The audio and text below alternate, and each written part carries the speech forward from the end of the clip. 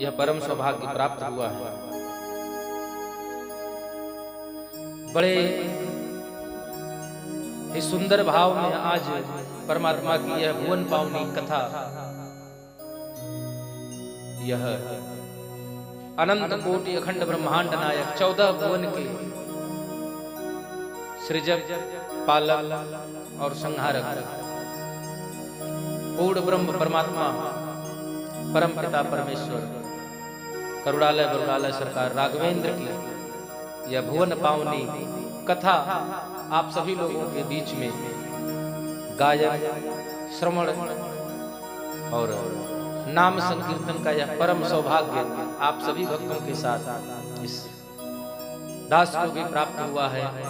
और यह कारण है परम संत अनंत बलवंत हनुमंत। उन्हीं की प्रेरणा से पूज्यपाद गुरुदेव भगवान की कृपा से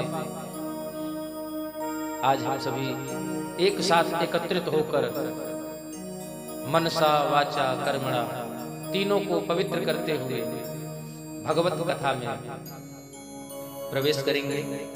उसके पूर्व बड़े भाव से मंगलाचरण के माध्यम से परम पिता परमेश्वर की कथा में प्रवेश करेंगे।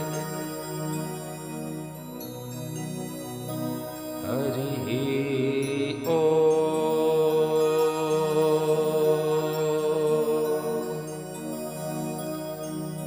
कंठे यस्य लसत् कराल गरलम गंगा जलम मस्तके वामांगे गिरिराज राज तनया जायां भवानी शती नंदेश कंद गणाधिराज सहितः श्री विश्वनाथ प्रभो काशी मंदिर संस्थितो अखिलः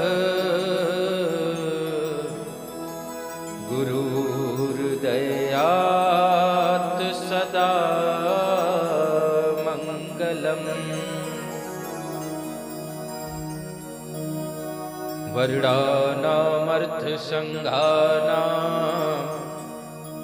रसानां छन्दसामपि मंगलानां च कर्तारो वन्दे वाणी विनायको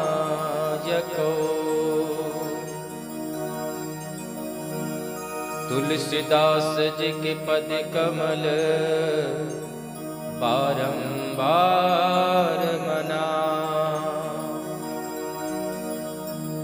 गुण गावो सिया राम के हनुमत हो सहा श्री गुरु चरण सरोज रज श्री मन मुकुर सुधार बरनउँ रघुबर विमल जसु जो दायक फल चार लेत सदा सुधि दीन की सहज दया के धार जननी जनक सुबोध के प्रभु श्री सीताराम प्रभु श्री सीताराम।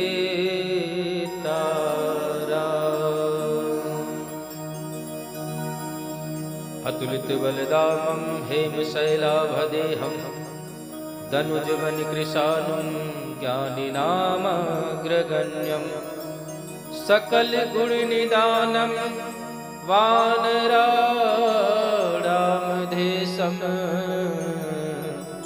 रघुपतिप्रियभक्तं वातजातं नमामि। रघुपतिप्रियभक्तं वातजातं नमामि। बोले श्यावर रामचंद्र की, पवन सुत हनुमान जी महाराज की, उमापति महादेव की जय। जय जय श्री सीताराम, जय जय श्री राधेश्याम। श्री हनुमत चरण कमलेभ्यो नमः। आइए अपने मन, अपनी वाणी, अपनी जिह्वा को पवित्र करते हुए परमात्मा की यह भुवन पावन कथा का गायन और श्रवण हम सभी भक्त बड़े भाव में करेंगे।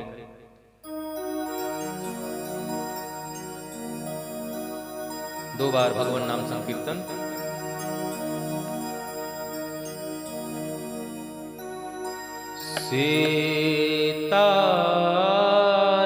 सीताराम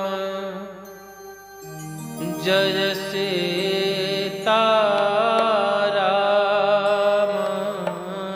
सीताराम जय सीताराम,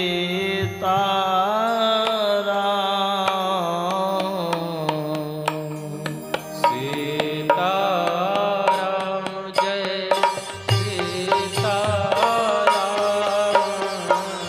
सीताराम जय सीताराम, सीताराम जय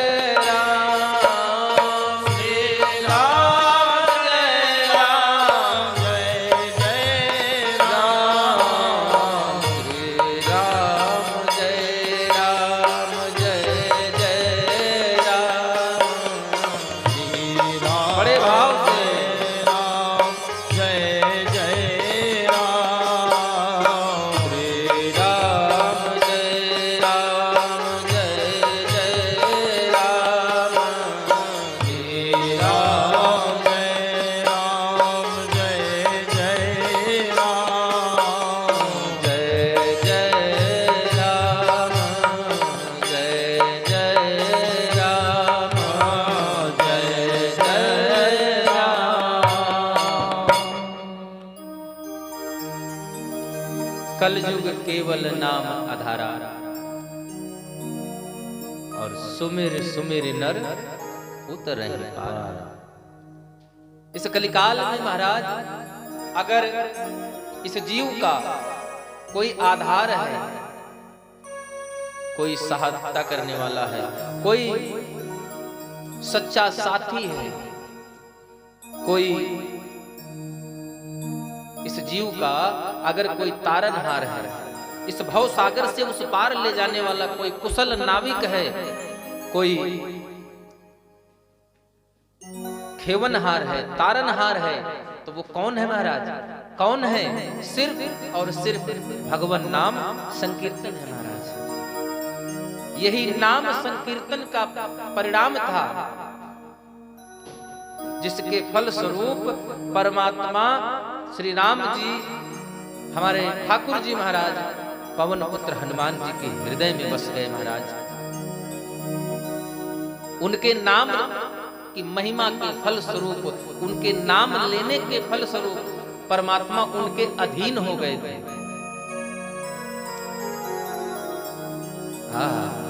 जिस समय राज्याभिषेक हुआ, सबको अलग अलग काम बट गया महाराज। हनुमान जी पहुंचे, राम जी से पूछा, महाराज हमको कोई काम नहीं दिया। राम जी बोले, हनुमान जी आप तो हमारे सखा हैं, मित्र हैं, हमारे भाई से के समान हैं,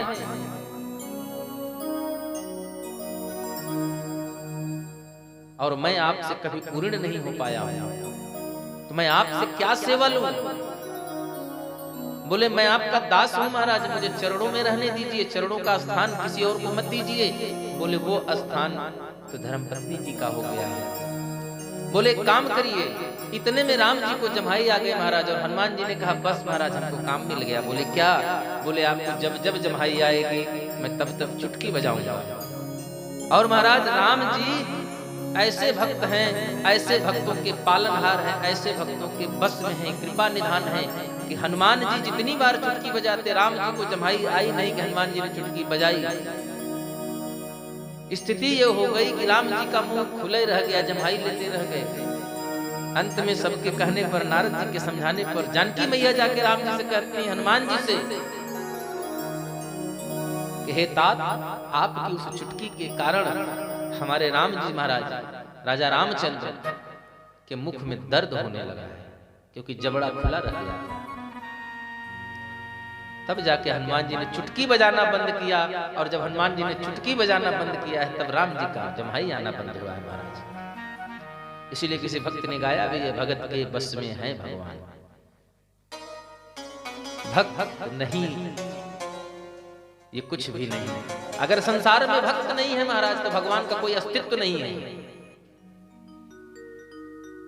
भगत बिना ये कुछ भी नहीं, भगत है इनकी जान, और इस भगत के भगत बस में है भगवान। काम न छोड़ा, क्रोध न छोड़ा, फिर राम नाम जपन क्यों छोड़ दिया? जबकि यही हमारा सच्चा तारनहार है महाराज।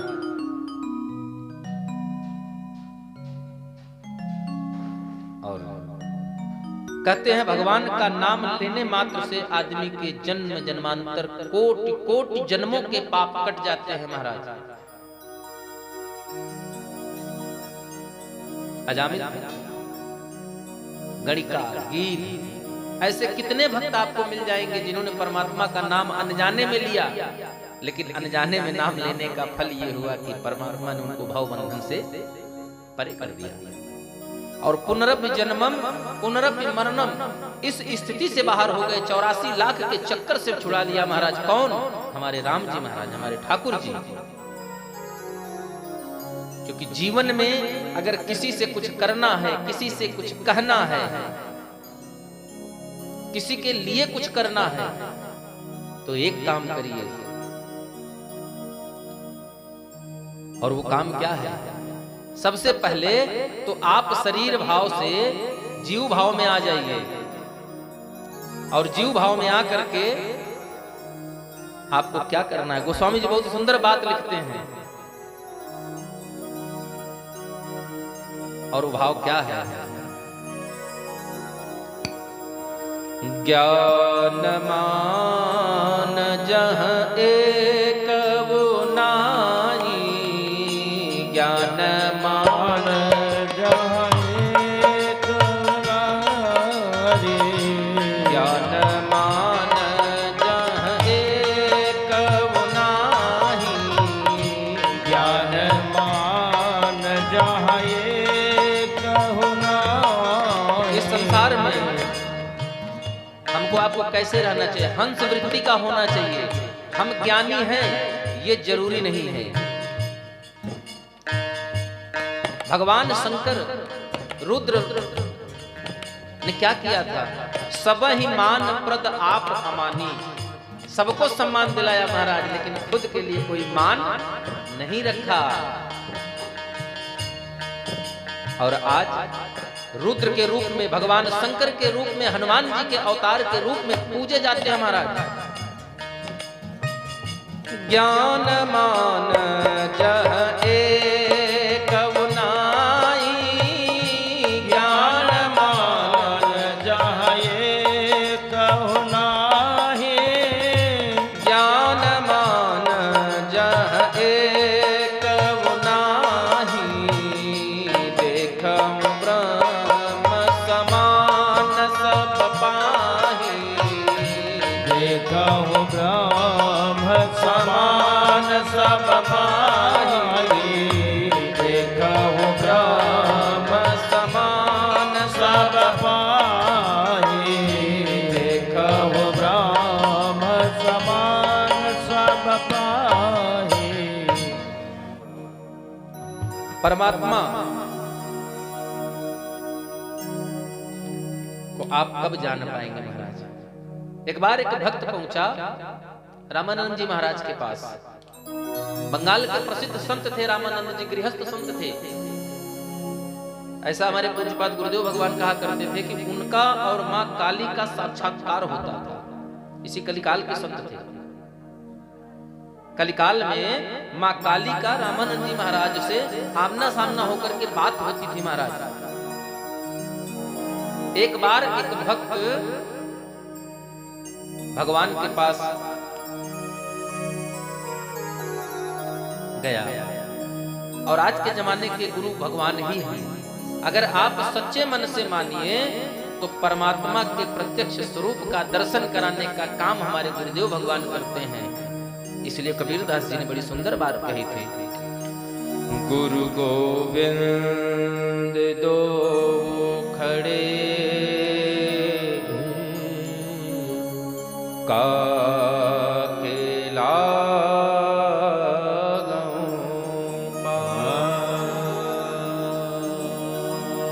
बलिहारी गुरु आपनो,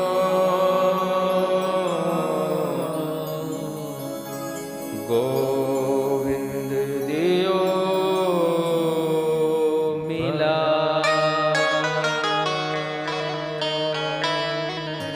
सर्वप्रथम गुरुदेव के चरणों की पूजा करनी चाहिए।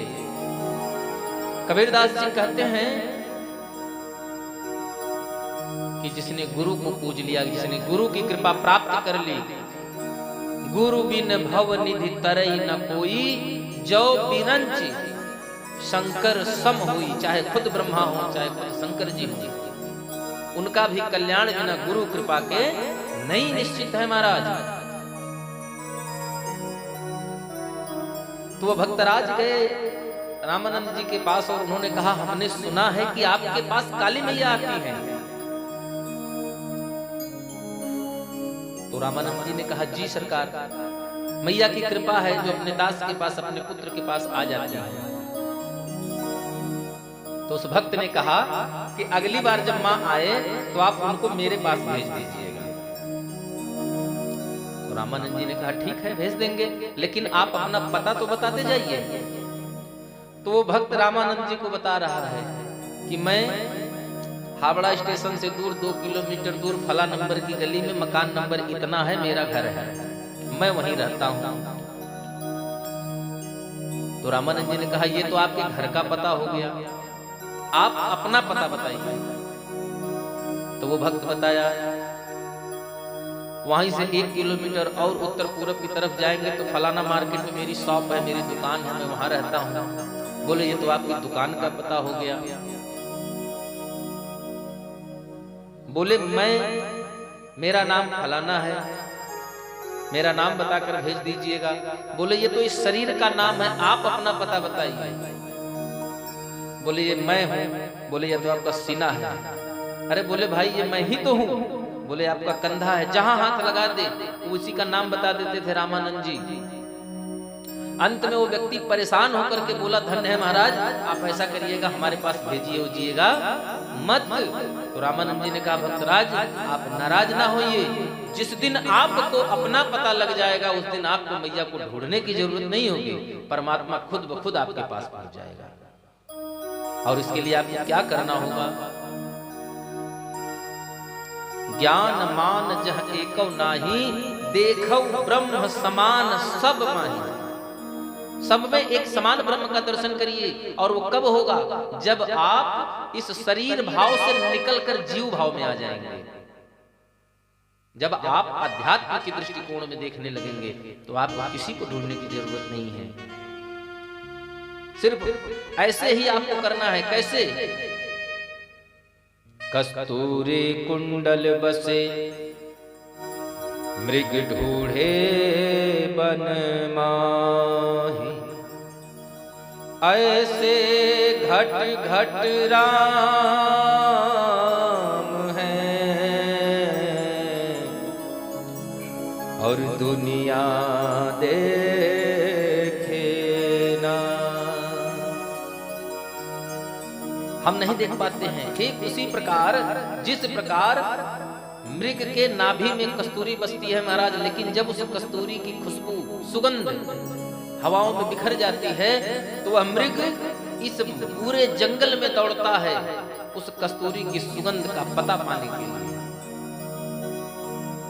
हमारी आपकी स्थिति भी कुछ ऐसी ही है। इसीलिए गोस्वामी जी ने दोहावले में लिखा है, नियरे होए सूझत नहीं, नियरे होई सूझत नहीं,